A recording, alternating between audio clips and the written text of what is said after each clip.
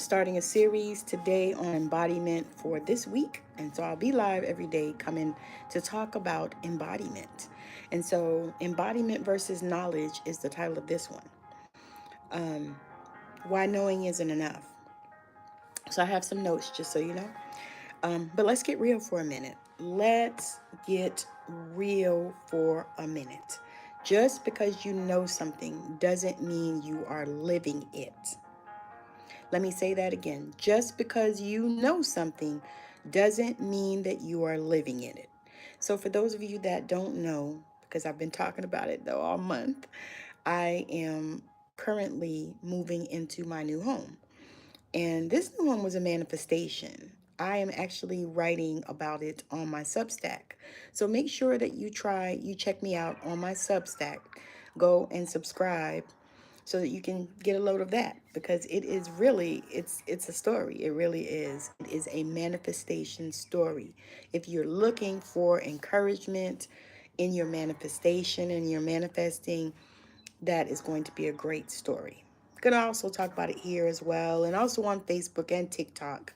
You can follow me on TikTok at Intuitive Tammy. You can follow me on Facebook at Tammy Morrison.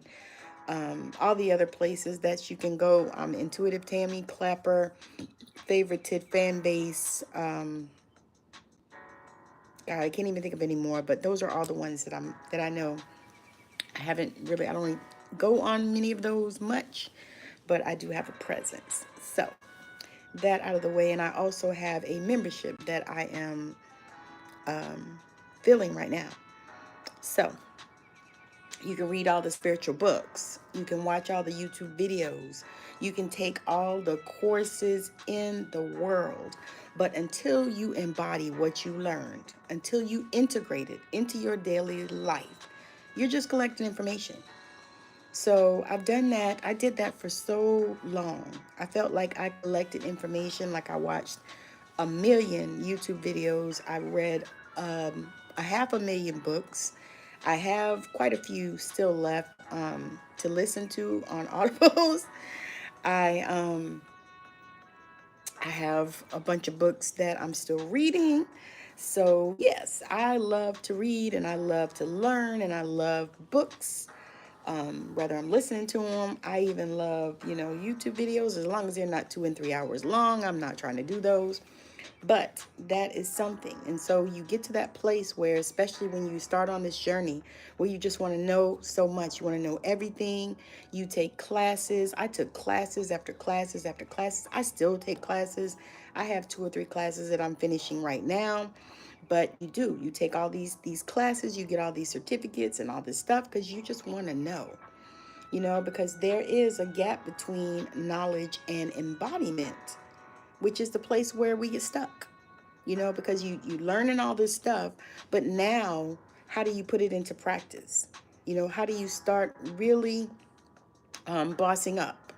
You know that you're intuitive, but typically you're not trusting your gut. And so that is a problem. You have to trust your gut. And that is something that I uniquely qualified to talk about, because that is something that I did for a long time.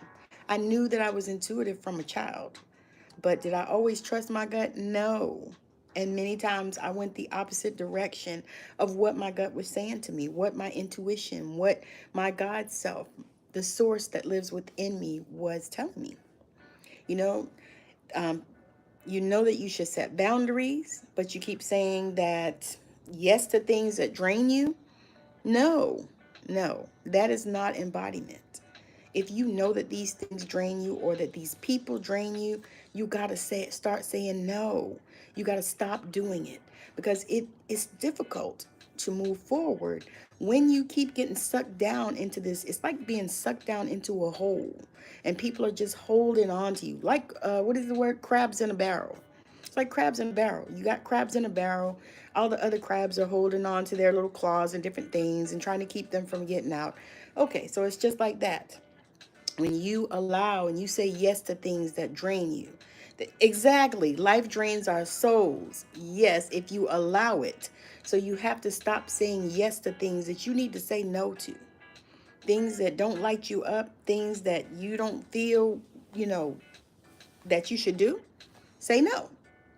And the thing about this is many people know that they have a purpose, but they're still playing small. You know that you need to do some inspired action. You know that you got some downloads from God, from the source, from spirit. You got these downloads of things that you could do, but you don't take any action on it. And so sometimes, I have to say this, sometimes because we're in this space where people are saying, oh, it's the law of attraction, the law of assumption, you don't have to do anything, you have to do something. And it doesn't have to be a lot, but it has to be goal directed toward whatever it is that you are trying to achieve. So I'm going to talk about what does embodiment actually look like. Embodied intuition. You don't recognize your intuitive nudges. You follow them even when they don't make logical sense.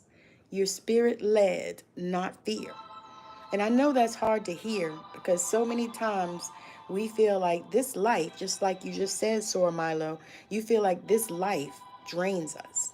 And it can, until you begin to really start learning how to navigate in this life, how to embody that intuition and begin to take those steps. Move out of fear. You want embodied healing. Embodying healing is, you're not just talking about healing, you're creating space for it every single day. You are feeling your emotions instead of suppressing them. You are speaking to your body and to your cells and to your nervous system. You are moving energy through your body using breath, using movement, using meditation, using EFT tapping, whatever type of tools that you have, because these are all tools that you can use in order to embody this healing. So the thing that is you, in the midst of all of this, embodied purpose is, that you're here for something bigger. You know that you're not here to just go to that job every day and do the same thing over and over and just take care of your kids and your family and all this kind of stuff. You know that you are here for a bigger purpose. And people that have done bigger things and have had huge purposes. Now, I'm saying this, it doesn't have to be like, you don't have to be Tony Robbins or Lisa Nichols or what's her name, Louise Hay or Abraham Hicks or any of those people just to have a bigger purpose. Your bigger purpose could be helping your community. Your bigger purpose could be, making sure that people feel safe in this environment and this time that we are living in. That could be your bigger purpose. But you got to know, and you have to begin to take aligned action.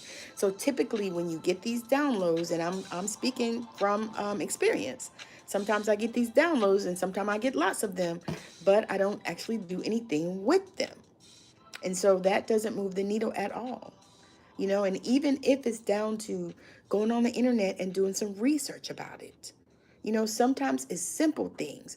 Even if it's sitting in meditation and prayer, even if it's sitting with your ancestors and asking the questions, even if it's sitting with yourself in your journal and writing and asking the questions, sometimes that's what it is.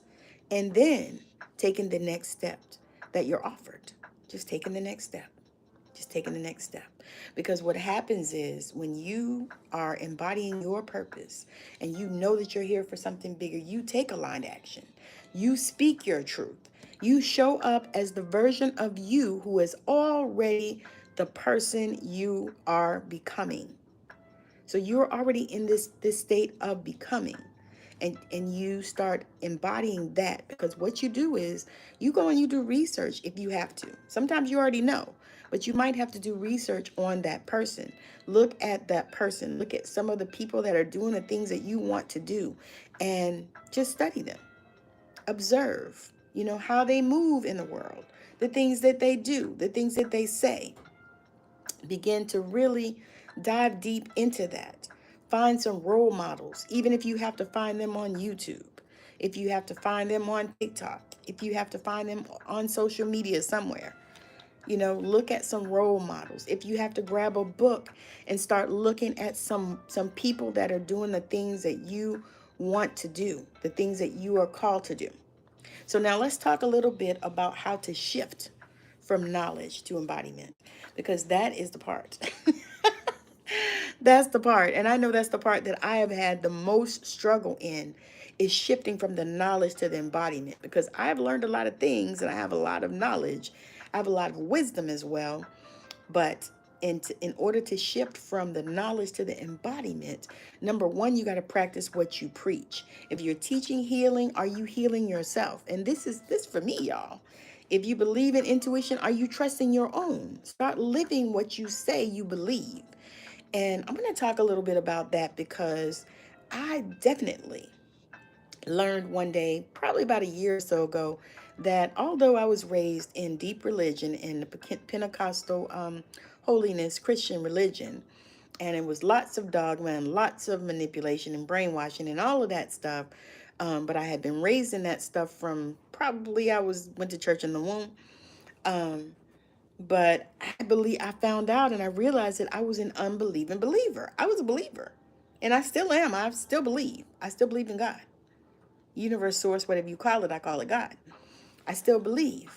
I still know that that still small voice that speaks to me is God, and that I should trust it. But was I trusting it most of the time? No, I wasn't. And I realized that one day it just hit me. And I said, damn, you teaching this stuff, but you're not living it. You're not trusting it. Same thing with the healing. I had to step in and really begin to heal myself, and to learn what that looked like for me. And so when I started doing that, then it came to me and I was like, okay, I got to start living what I believe. I got to start practicing what I preach. And that is the first thing. The second thing is moving from thinking to feeling. And that also was difficult for me, I can say. Not for everybody. And some people say it's simple. But for me, it was difficult, because I am a thinker and I think a lot. I used to struggle with even sleep, because my mind would just go, and I had to learn how to shut it down, and I had to learn how to breathe, and I had to learn how to connect with the source, before I go to sleep and stuff like that, because I really was having problems with that. But you got to move from thinking to feeling, because knowledge stays in your mind. Embodiment is about the body. So begin to feel into your body how things feel when you hear certain things, how things feel when you do certain things. How do you feel when stuff happens in your life? You know, ground your spiritual practices in movement, walk, dance, breathe, stretch, feel your growth. Don't just intellectualize it. So for me, I love to sing. I love to sing and dance, and so I've incorporated that into my embodiment practices. I have started just, you know, rubbing on my body and feeling my body, because many times we are so busy and we're doing so many things, and we're paying attention to all kind of things on the outside of us, that we are not paying attention to our inside. And so the third thing is make it a daily ritual. And that is the other thing that I have done. Like, I do mirror work every single morning. I do it probably 3 or 4 times a day. Anytime I go in the bathroom or in front of a mirror, I speak to myself. I look in my eyes and I speak to myself. And I say beautiful things, and I say things that I desire, things that I want to happen, all of these things, because in the mirror, you are looking at you. And it's like when you look in the mirror and you look in your eyes, you are looking into your soul and speaking to your soul. Embodiment happens in small moments. So, how you speak to yourself, how you set boundaries, how you show up in relationships. Choose to embody your truth every single day. Now, I had to do that as well. I had to choose, how I show up in relationships. I had to set boundaries, because I learned some things that were right before me. I seen them, but I didn't want to admit it about some of my family members. And so I just decided that I needed to set the boundaries, and I did. And then I needed to decide what the relationship was like for me, what I wanted that relationship to be like, and choose that, and choose to embody your truth every single day. Number 4, and the last one, is trust your process. Trust your process. Embodiment isn't about perfection. It's about allowing yourself to grow into your highest self. That's what embodiment is. Some days you'll feel aligned and other days you won't. But every step counts. And that's the other thing that I had to tell myself and I had to realize is that every day I don't always feel aligned. Some days I feel discombobulated and I feel chaotic, but that's okay. And even on those days, I take these steps. I do some of these things like I will put on some music and I'll start singing. I will put on some music and I'll start dancing. I will go work out. I need to do that anyway. I'm embodying working out every day and I'm embodying the person who works out every single day in some way or another. Now, when I say workout, it doesn't mean you got to go to the gym for 2 hours. I have a 10-minute workout that I do sometimes that I got right here on YouTube. 10-minute workout that I do. I love it. It is amazing. But it's 10 minutes. But it gives me that time where I am connecting with my body in that way and treating it well and loving on it and allowing it to heal itself. So, the thing is where are you at? Where are you at in this process? Are you in the knowing mode or are you in the embodiment mode? What's one thing that you can start living today? What's one thing that you can start living today? Because many times, we are out here just running around and we're not even living. We're just doing things, or we're being everything for everybody and all this kind of crap, and we're not even doing the things that we know we need to do.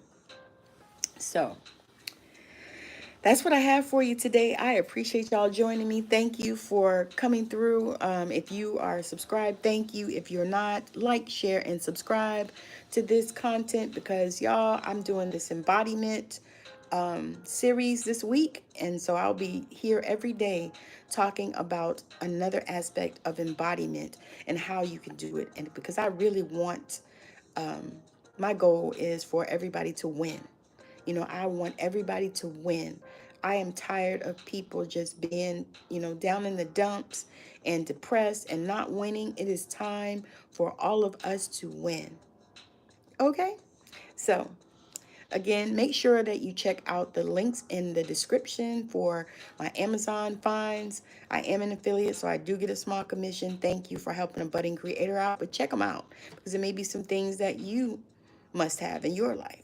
And also check out my Stand store where I have a lot of free resources as well as paid ones. I have my Manifesting Love bundle, which is a workbook as well as a meditation to help you to become the love that you're seeking, help you to align to love, because that is one of the things that I am so excited to help people with.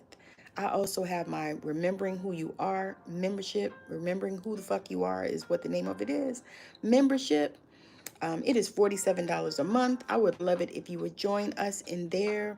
It's about to get live and lit, and I am so super excited about it. So again, thank you so much for hanging out with me today, and I hope that your day is magical. I hope it's magical. And so I'm signing out. This is Tammy with the $1 Billion Voice signing out. Much love.